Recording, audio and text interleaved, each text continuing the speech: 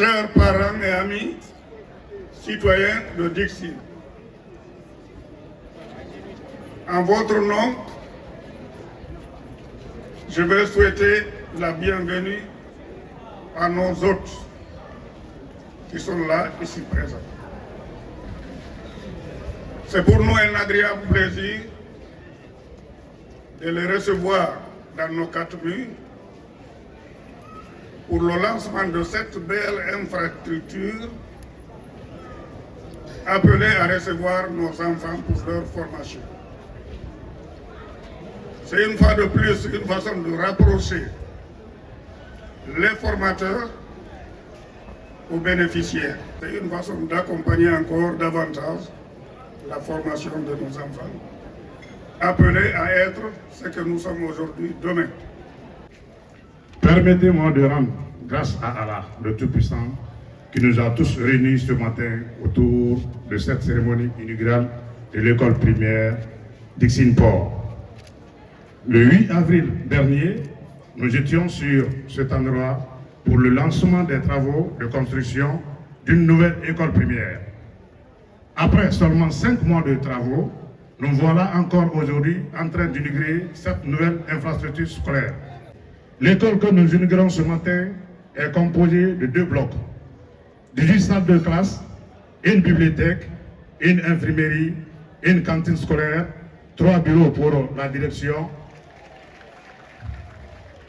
une salle de formation pour les enseignants, 2 magasins et des toilettes. Sa réalisation permettra de réduire drastiquement le manque d'infrastructures scolaires auxquelles nous sommes confrontés, mais aussi l'envoi des enfants dans les écoles privées qui sont parfois chères et insupportables pour certains parents. C'est le lieu pour moi de prendre un engagement solennel devant vous, que nous prendrons soin de cet édifice qui servira de temple pour la future génération. Nous y mettrons des responsables crédibles, honnêtes, assidus et ponctuels pour son bon fonctionnement, mais aussi pour des enseignants de qualité pour faire de cette école une référence au niveau national. C'est pour moi une joie immense de prendre la parole à l'occasion de la cérémonie d'inauguration de cette école qui vient combler un vide en termes d'infrastructures scolaires publiques dans la localité de Dixine. C'est pourquoi, ce vendredi 7 octobre 2022 reste un grand jour pour toute la communauté éducative guinéenne, particulièrement celle de la commune de Dixine. C'est aussi un jour de satisfaction pour de nombreux enfants qui étaient soit privés de leur droit fondamental à l'éducation, soit contraints de parcourir de longues distances pour se rendre à l'école avec tous les risques liés à leur mobilité. Ainsi, sous le leadership de M. le Président, de nombreuses actions qui augurent un meilleur lendemain ont été réalisées dans le secteur de l'éducation et de la formation, parmi lesquelles on peut citer le financement d'un plan d'urgence pour la relance du secteur de l'éducation et de la formation, l'institutionnalisation de la Semaine nationale du mérite scolaire, SENAPSCO, le rétablissement des boursiers franco-arabes, un tort de 10 ans reparé, l'accompagnement pour l'organisation d'examens scolaires crédibles et transparents, session 2022, la revalorisation de la prime de surveillance des examens nationaux, la rénovation en cours de plusieurs écoles et établissements, dont la première phase concerne 546 salles de classe sur toute l'étendue du territoire. Le recrutement en cours de plus de 15 000 enseignants contractuels communaux, dont de kits scolaires aux élèves orphelins et ceux porteurs d'handicap. La mobilisation des membres du gouvernement à l'occasion des examens nationaux et de l'ouverture des classes 22-23. la formation des formateurs sur toute l'étendue du territoire.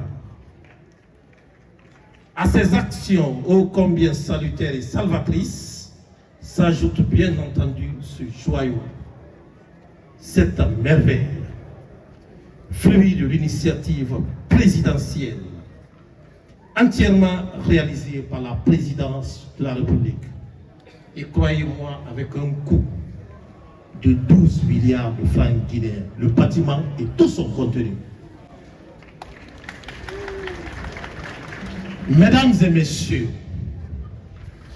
la construction de cette école de 18 salles de classe et d'un bloc administratif sur ce site s'inscrit dans la démarche irréversible de récupération des domaines de l'État engagé par le CNRD pour le bien de tous, y compris les couches les plus vulnérables.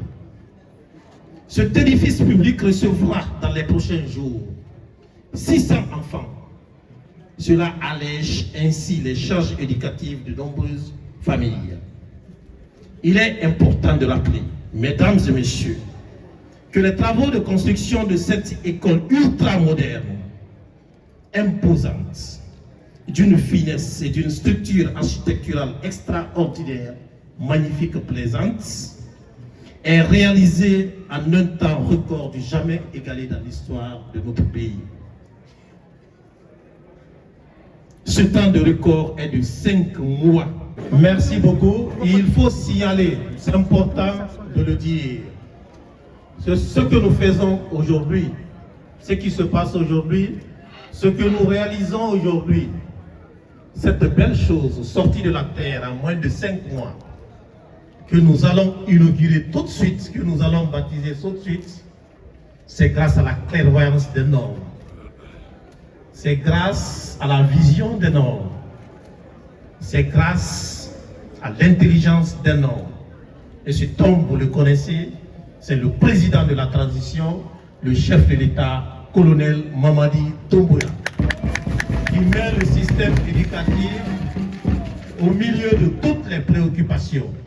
Nous disons merci et un grand merci aux membres du CNRD pour cette récupération judicieuse des domaines de l'État. C'est grâce à ces récupérations qu'aujourd'hui, nous inaugurons et nous fêtons ce bâtiment. Alors, chers collègues, monsieur le ministre, vous allez bien vouloir, s'il vous plaît, accepter que l'honneur vous revienne de donner le nom de cette école. Je vous remercie. Bonjour à tous. Merci, monsieur le ministre, de nous convier à l'inauguration de ce bel édifice et surtout de nous donner l'occasion de vivre ces moments. J'ai donc l'honneur de dire le nom que cette école portera désormais et c'est un honneur, d'autant plus que c'est un digne fils de Guinée. Je veux nommer Monsieur Bari Diawadou.